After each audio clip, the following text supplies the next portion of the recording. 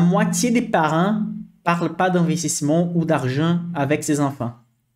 Mais au moins, la moitié des adultes aux États-Unis investissent. Ce n'est pas le cas de la France. Okay? Donc, si vous ne pensez même pas à vous, si vous êtes ici sur cette live-là et vous ne faites pas d'investissement, vous laissez l'argent dormir sur le livret A, au moins pensez à vos enfants. Pourquoi? Sur mon site clubdesvaleurs.com, sur la partie downloads, téléchargement, vous avez ces simulateurs gratuitement. Il est là-bas, ok? Il ne faut même pas laisser votre adresse mail, rien. Il faut juste cliquer et les télécharger.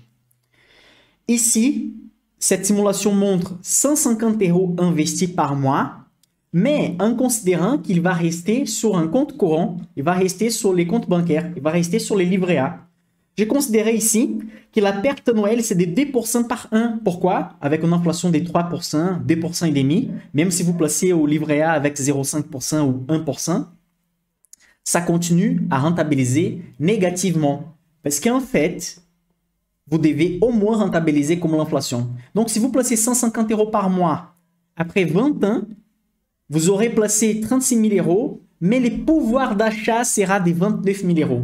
Donc, 36 000 €, c'est pas la même chose aujourd'hui, c'est pas la même chose que d'ici 20 ans. Et si vous faites 150 € d'investissement, si vous placez sur les comptes de votre enfant, à la fin, il n'aura pas les 36 000 €. Il aura 29 000 €. C'est déjà pas mal. Investir pour ses enfants, c'est déjà pas mal.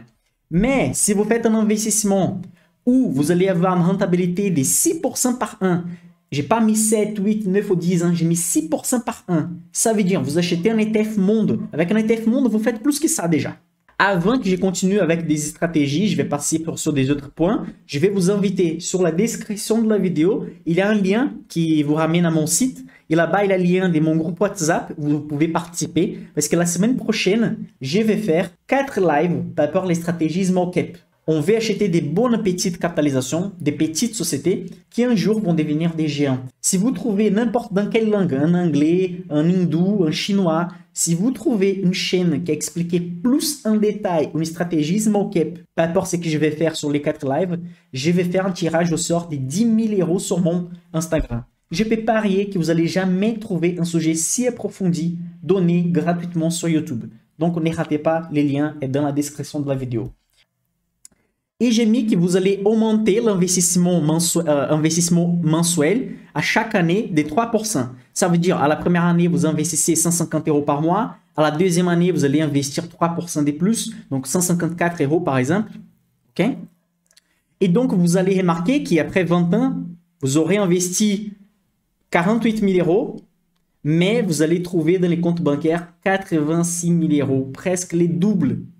Donc, si vous investissez pour vos enfants, même si vous épargnez, ce n'est pas la même chose qu'investir. Ce n'est pas la même chose. Épargner, vous allez laisser votre argent perdre pour l'inflation. Cet argent, il va valoir chaque fois moins. Quand vous investissez, vous allez terminer toujours avec plus d'argent que vous avez placé. Donc, vous allez terminer avec une rentabilité positive et qui va battre l'inflation.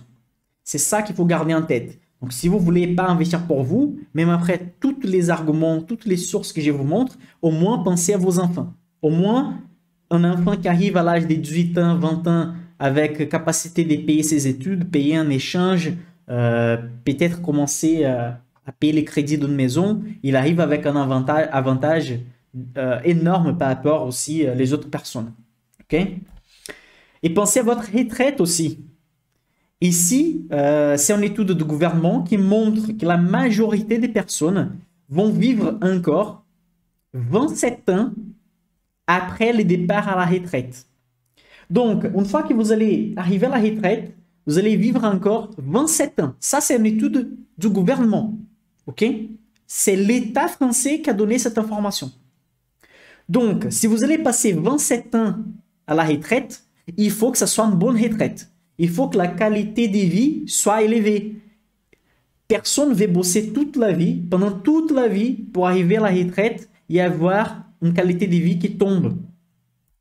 Mais bon, la majorité des retraités ont de la qualité de vie qui tombe et 4 sur 10 vont recevoir la valeur minimale possible de retraite. Et remarquez ce paragraphe que j'ai mis ici à droite. Pour les retraités les plus aisés, la part plus faible des pensions s'explique par les poids supérieurs à la moyenne des revenus d'activité et des revenus de patrimoine. Donc, ceux qui arrivent à la retraite avec un peu plus d'argent sont ceux qui ont continué à bosser jusqu'à très tard ou ceux qui ont investi un patrimoine, ça soit sur l'immobilier, ça soit sur la bourse, mais ceux qui ont investi. Pourquoi? Parce que l'argent fait un effet boule de neige avec les temps.